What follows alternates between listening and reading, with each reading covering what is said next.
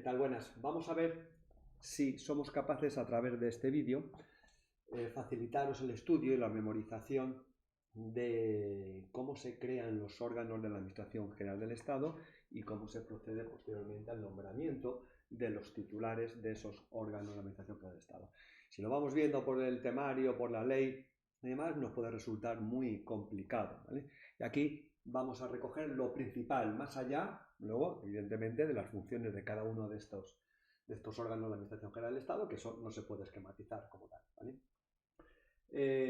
Primero hay que partir de la base que cuando nombramos al presidente del gobierno estamos ante un gobierno presidencialista y es el que decide cómo diseña ese gobierno, cuántos ministerios tiene y cuántas secretarías de Estado van a existir dentro de cada uno de los ministerios. Si crea alguna, ¿vale? Porque la Secretaría de Estado, como sabemos, no es obligatoria que exista dentro de cada ministerio. Puesto que ese diseño corresponde al presidente del gobierno, la creación de un ministerio, de tantos ministerios o las secretarías de Estado que puedan existir en la misma, corresponde al propio presidente del gobierno. Por lo tanto, la creación se va a realizar por un real decreto del presidente del gobierno, real decreto que va a refrendar el presidente del gobierno, ¿vale? Pero la Administración General del Estado, por debajo de las secretarías de Estado, existen secretarías generales. Veis que secretario de Estado, secretarias generales, le hemos puesto un asterisco aquí, porque son órganos que pueden o no pueden existir dentro de la Administración General del Estado, ¿vale? Secretaría General, Subsecretaría, Secretaría General Técnica, Dirección General y Subdirección General son órganos directivos y ahora vamos a ver cómo se crean. El Ministerio, los ministros, secretarios de Estado son órganos superiores, el resto son órganos directivos, hasta los subdirectores generales.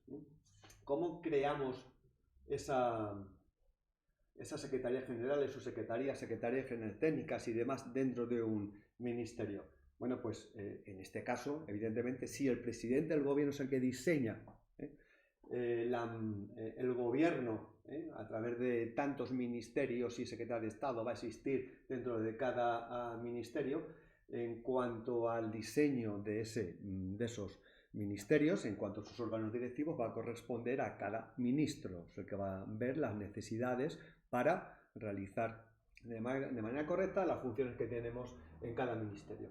Y por lo tanto, la creación de secretarías generales, subsecretarías, secretarías generales técnicas, direcciones generales y subdirecciones generales se va a establecer por Real Decreto de Consejo de Ministros. Aquí ya no presidente del gobierno, sino Real Decreto de Consejo de Ministros, a iniciativa del ministro correspondiente. Pero claro, es decir, si creamos tantas secretarías, direcciones generales y subsecretarías, tenemos que tener recursos económicos para poder pagar luego a los titulares que se van a hacer cargo de las mismas, ¿eh?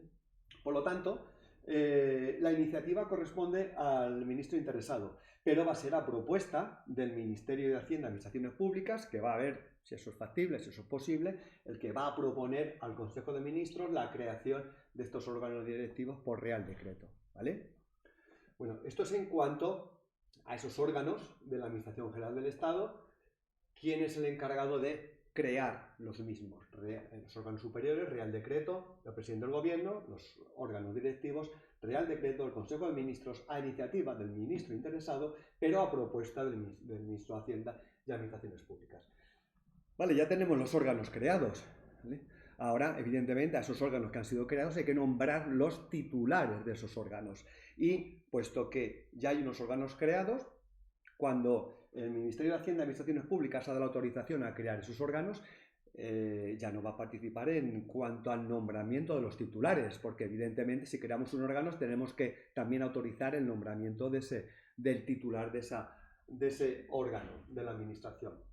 Nos vamos a los nombramientos. Entonces el ministerio, el ministro correspondiente, será por Real Decreto del presidente del gobierno.